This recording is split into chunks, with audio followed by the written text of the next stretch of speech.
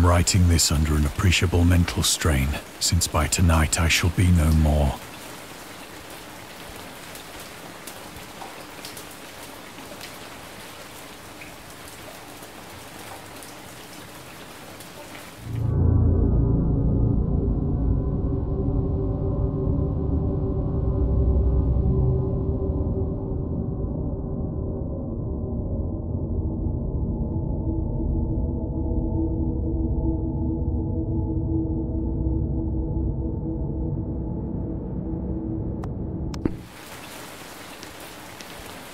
Penniless, and at the end of my supply of the drug which alone makes life endurable, I can bear the torture no longer, and shall cast myself from this garret window into the squalid street below.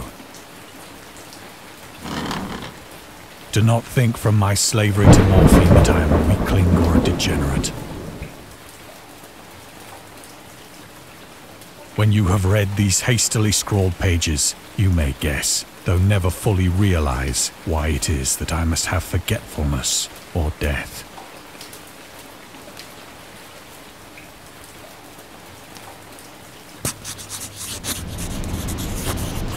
It was in one of the most open and least frequented parts of the broad Pacific that the packet of which I was supercargo fell a victim to the German sea raider.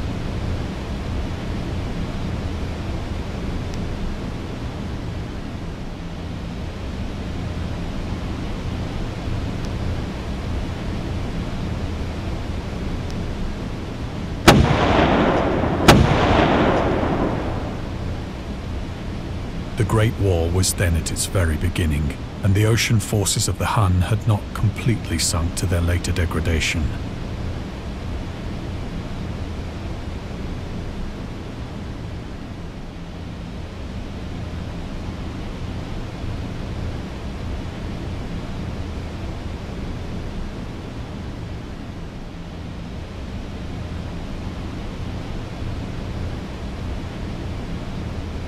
So that our vessel was made a legitimate prize, whilst we of her crew were treated with all the fairness and consideration due us as naval prisoners.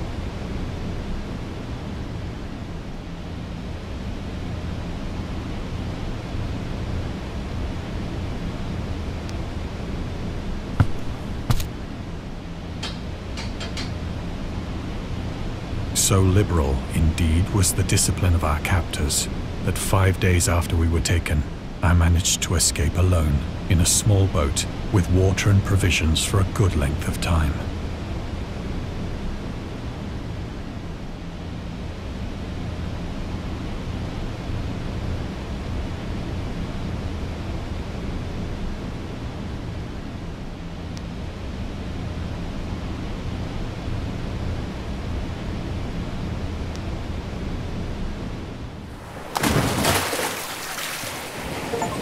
When I finally found myself adrift and free, I had but little idea of my surroundings.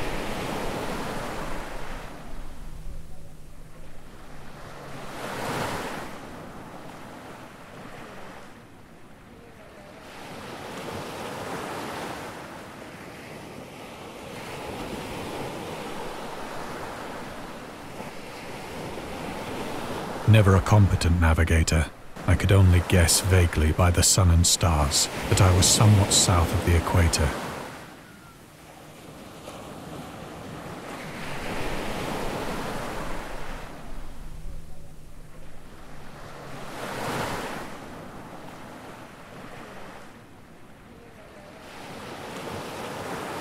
Of the longitude, I knew nothing, and no island or coastline was in sight.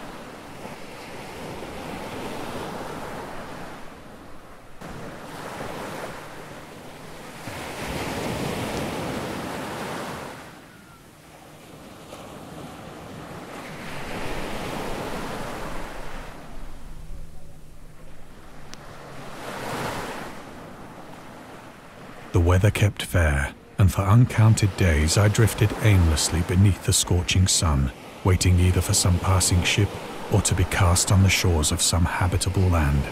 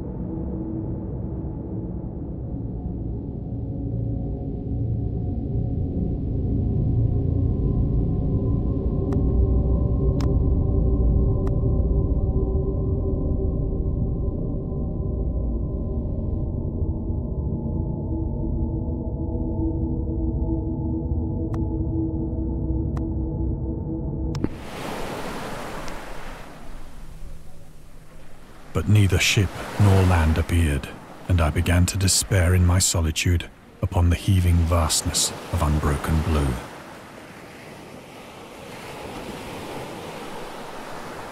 The change happened whilst I slept. Its details I shall never know, for my slumber, though troubled and dream-infested, was continuous.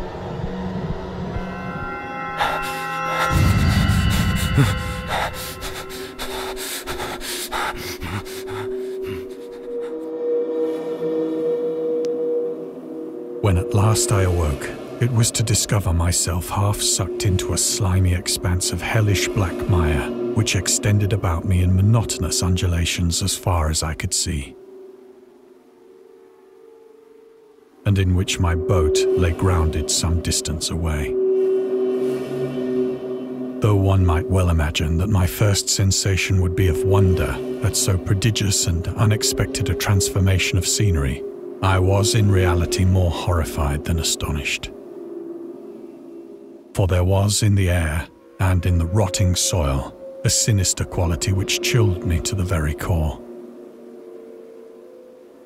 The region was putrid with the carcasses of decaying fish and of other less describable things which I saw protruding from the nasty mud of the unending plain.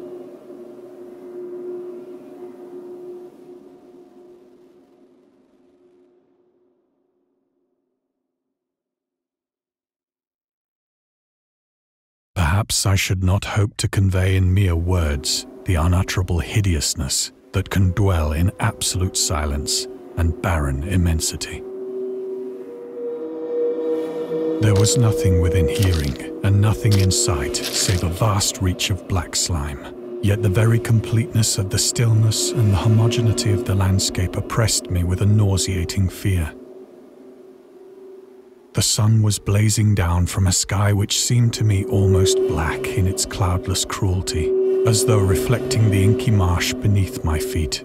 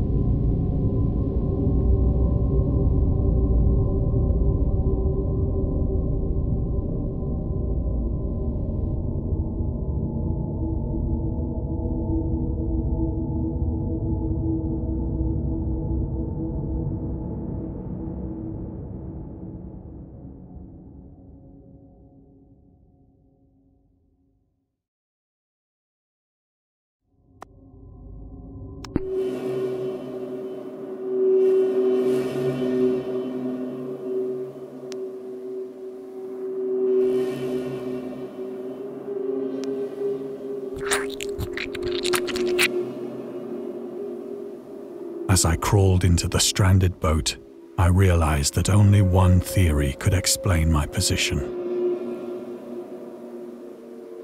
Through some unprecedented volcanic upheaval, a portion of the ocean floor must have been thrown to the surface, exposing regions for which innumerable millions of years had lain hidden under unfathomable watery depths.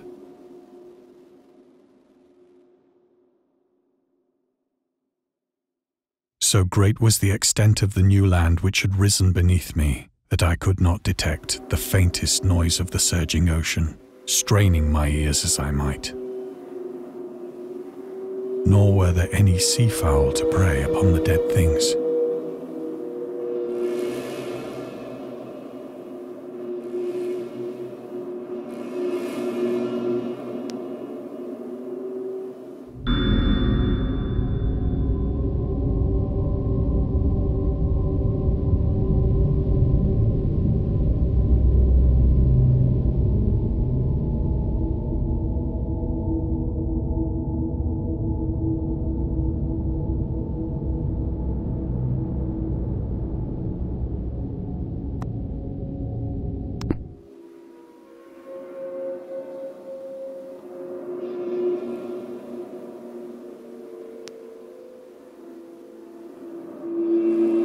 For several hours I sat thinking or brooding in the boat, which lay upon its side and afforded a slight shade as the sun moved across the heavens. As the day progressed, the ground lost some of its stickiness and seemed likely to dry sufficiently for travelling purposes in a short time.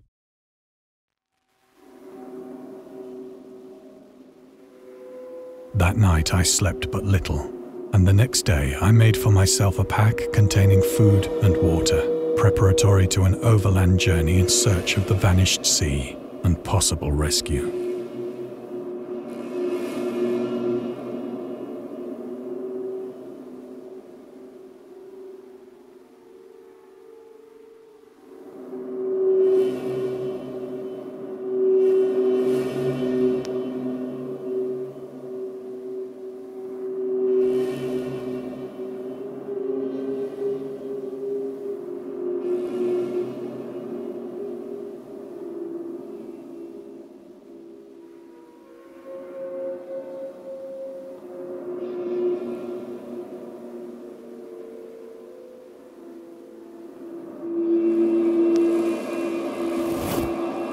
On the third morning, I found the soil dry enough to walk upon with ease.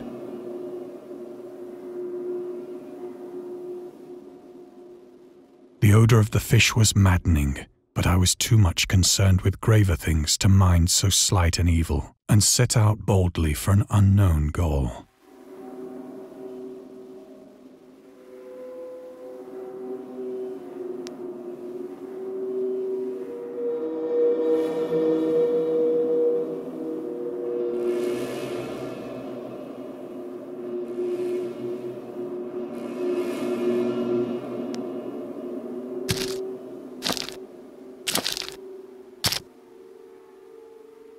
All day I forged steadily westward, guided by a faraway hummock which rose higher than any other elevation on the rolling desert.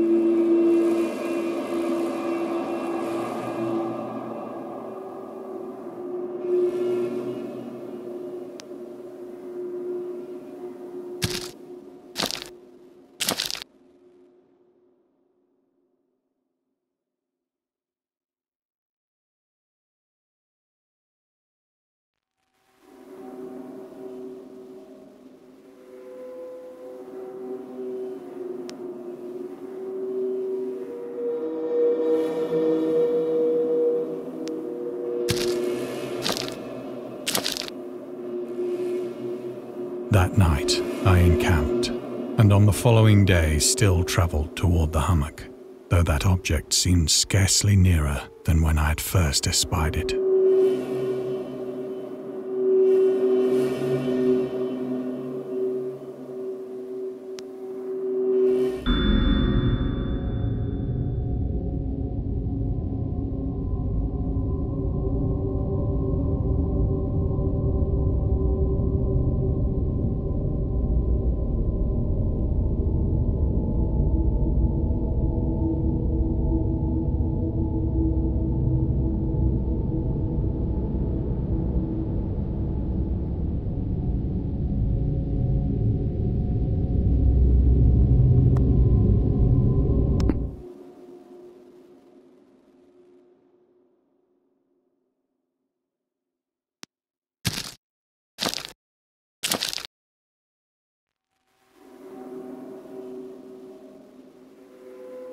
By the fourth evening, I attained the base of the mound, which turned out to be much higher than it had appeared from a distance.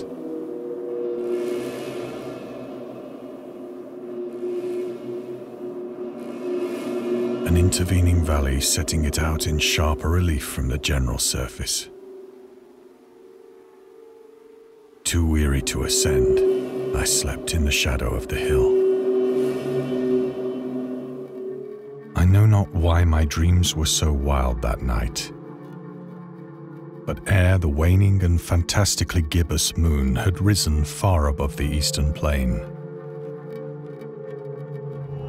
I was awake in a cold perspiration, determined to sleep no more. Such visions as I had experienced were too much for me to endure again. And in the glow of the moon I saw how unwise I had been to travel by day.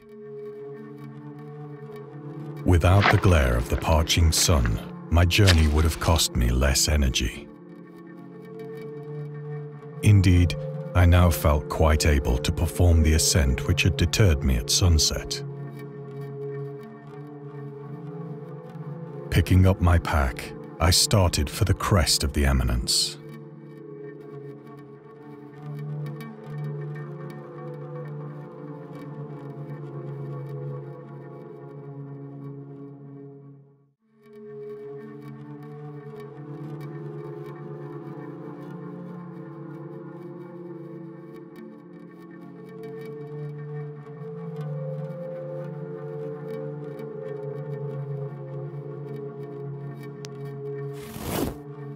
I have said that the unbroken monotony of the rolling plain was a source of vague horror to me.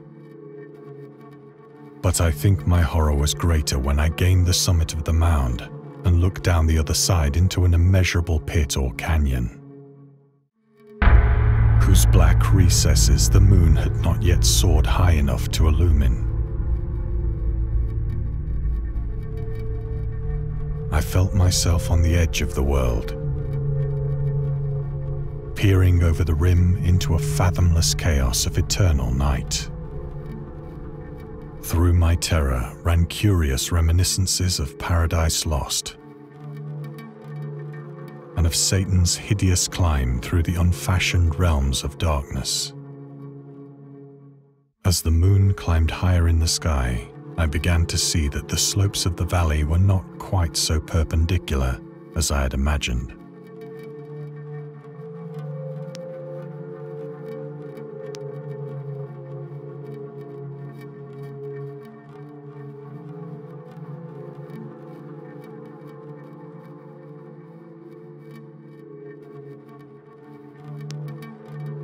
Ledges and outcroppings of rock afforded fairly easy footholds for a descent,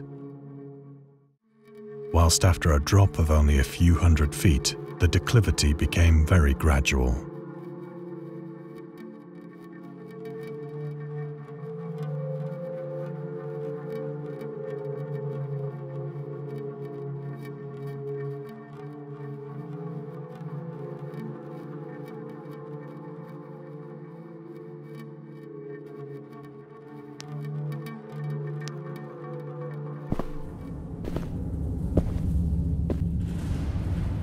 Urged on by an impulse which I cannot definitely analyze, I scrambled with difficulty down the rocks and stood on the gentler slope beneath, gazing into the Stygian deeps where no light had yet penetrated.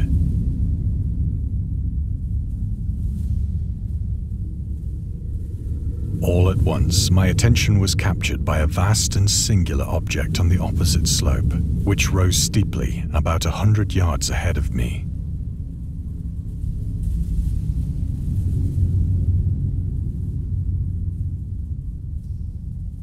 An object that gleamed whitely in the newly bestowed rays of the ascending moon.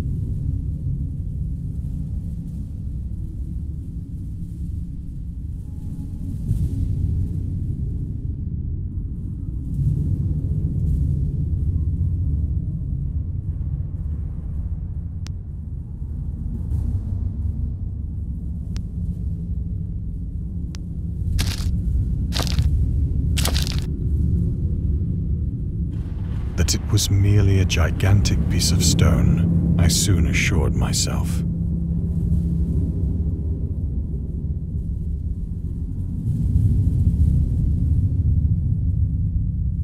But I was conscious of a distinct impression that its contour and position were not altogether the work of nature.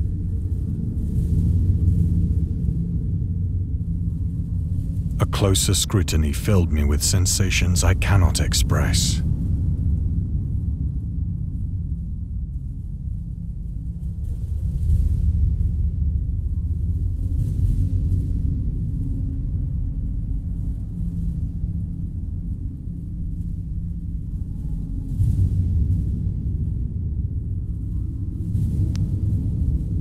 despite its enormous magnitude and its position in an abyss which had yawned at the bottom of the sea since the world was young, I perceived beyond a doubt that the strange object was a well-shaped monolith, whose massive bulk had known the workmanship and perhaps the worship of living and thinking creatures. Dazed and frightened, yet not without a certain thrill of the scientist's or archaeologist's delight, I examined my surroundings more closely.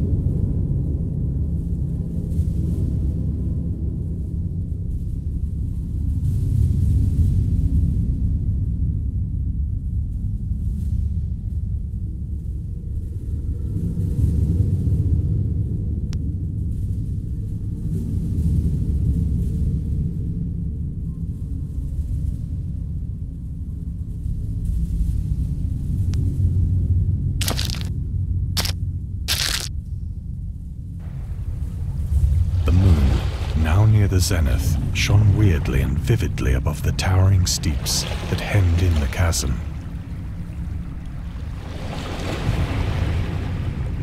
And revealed the fact that a far-flung body of water flowed at the bottom, winding out of sight in both directions and almost lapping my feet as I stood on the slope.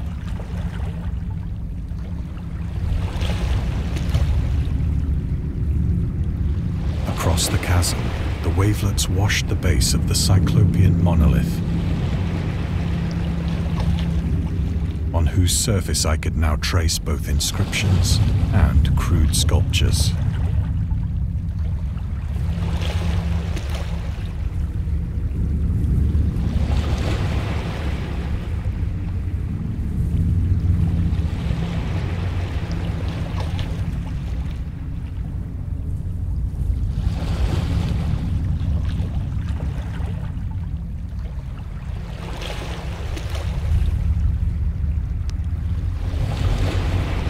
Writing was in a system of hieroglyphics unknown to me and unlike anything I had ever seen in books, consisting for the most part of conventionalized aquatic symbols such as fishes, eels, octopi, crustaceans, mollusks, whales, and the like. Several characters obviously represented marine things which are unknown to the modern world.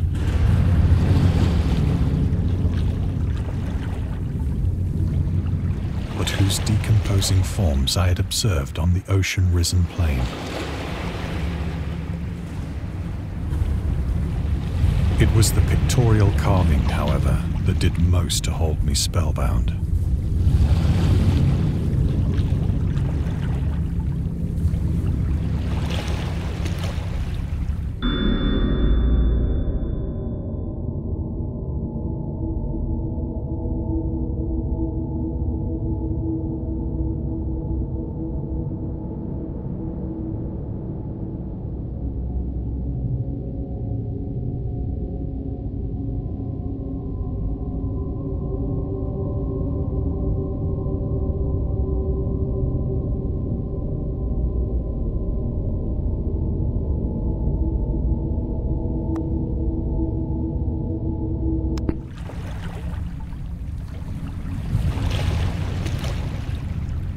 Plainly visible across the intervening water on account of their enormous size were an array of bas-reliefs whose subjects would have excited the envy of a Doré.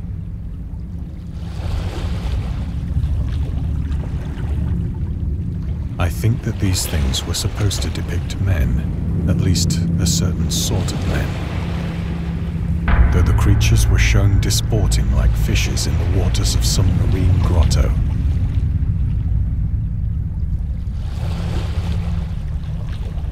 Or paying homage at some monolithic shrine which appeared to be under the waves as well. Of their faces and forms I dare not speak in detail, for the mere remembrance makes me grow faint. Grotesque beyond the imagination of a Poe or a Bulwer.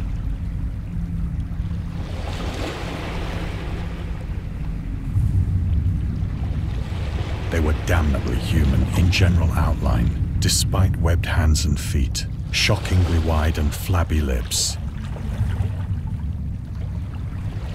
glassy, bulging eyes, and other features less pleasant to recall.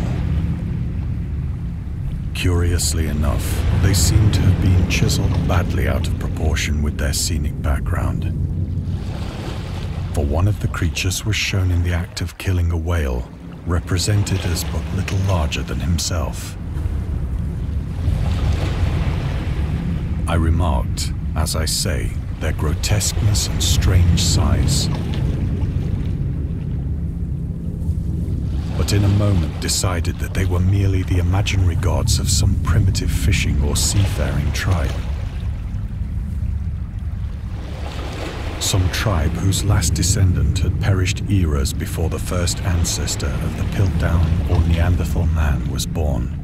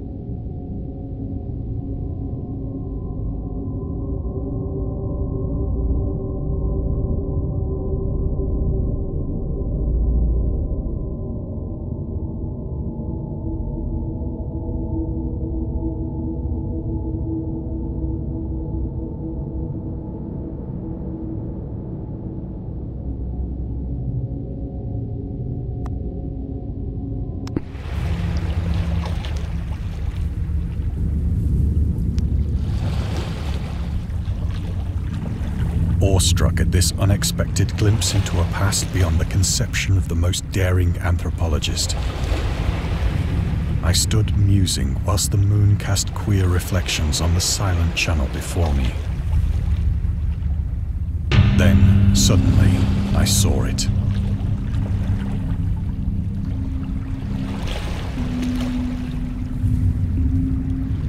With only a slight churning to mark its rise to the surface, the thing slid into view above the dark waters.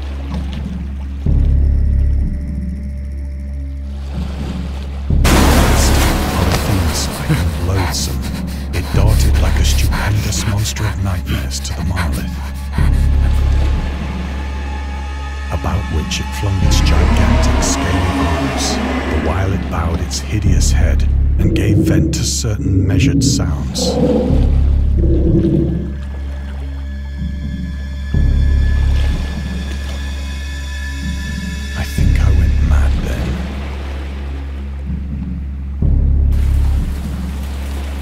Frantic ascent of the sloping cliff and of my delirious journey back to the stranded boat, I remember little.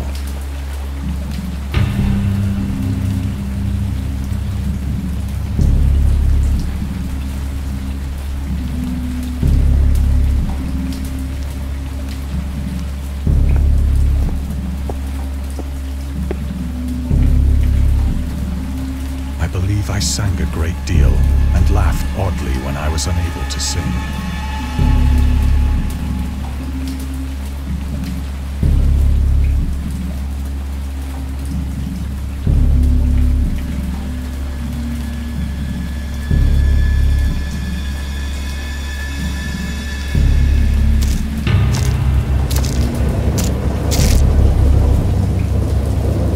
I have indistinct recollections of a great storm sometime after I reached the boat. At any rate, I know that I heard pearls of thunder and other tones which nature utters only in her wildest moods.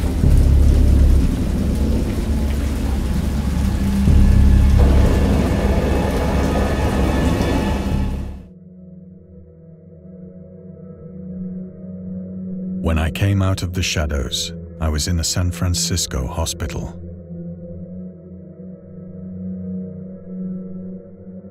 Brought thither by the captain of the American ship which had picked up my boat in mid-ocean. In my delirium, I had said much, but found that my words had been given scant attention.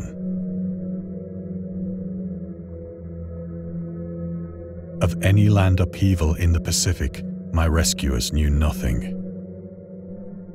Nor did I deem it necessary to insist upon a thing which I knew they could not believe.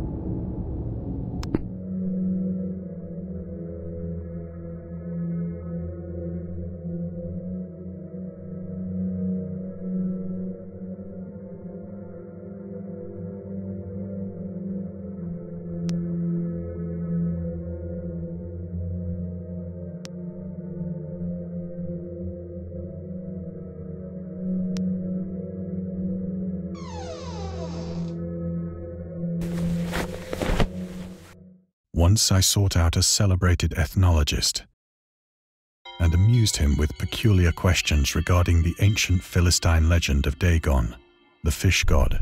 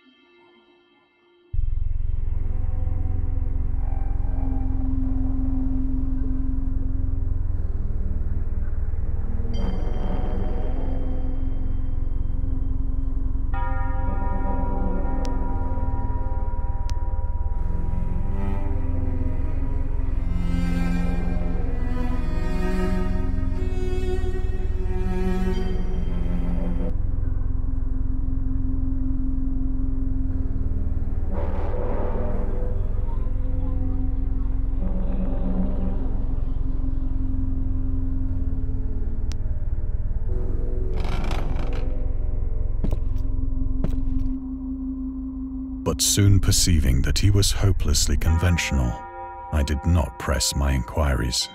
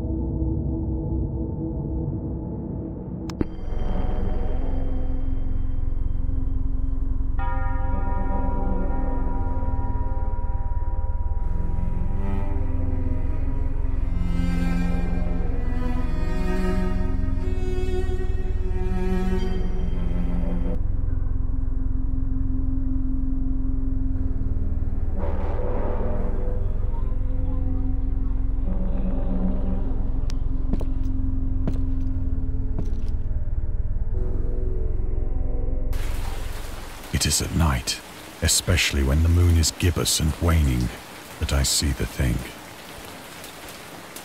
I tried morphine, but the drug has given only transient surcease and has drawn me into its clutches as a hopeless slave. So now I am to end it all, having written a full account for the information or the contemptuous amusement of my fellow men.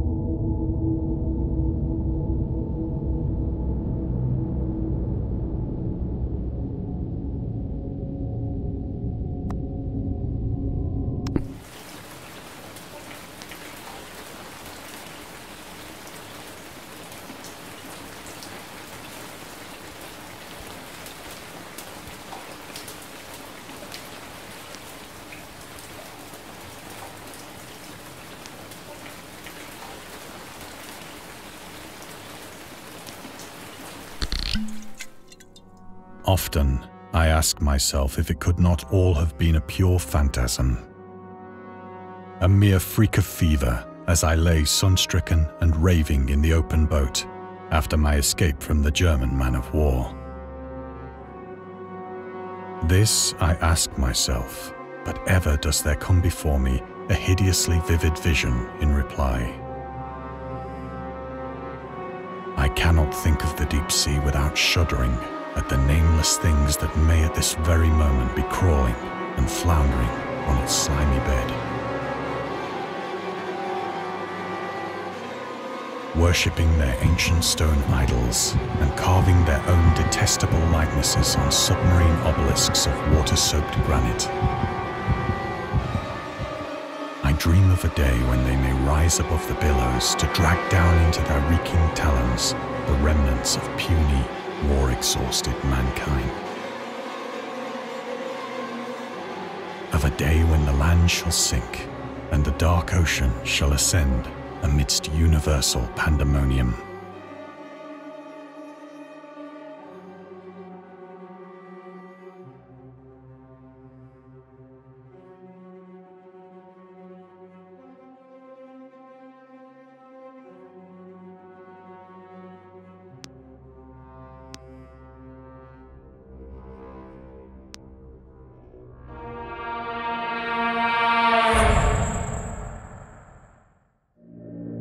The end is near.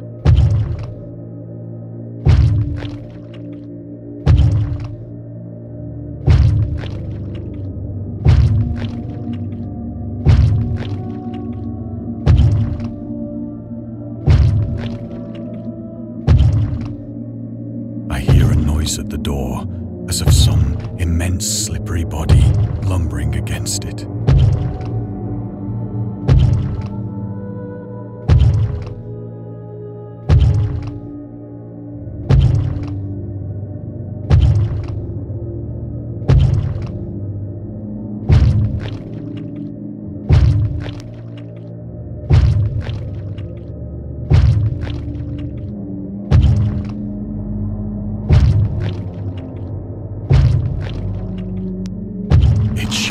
Find me.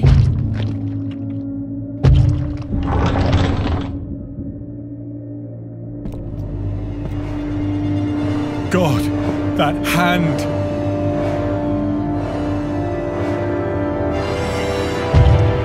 The window! The window!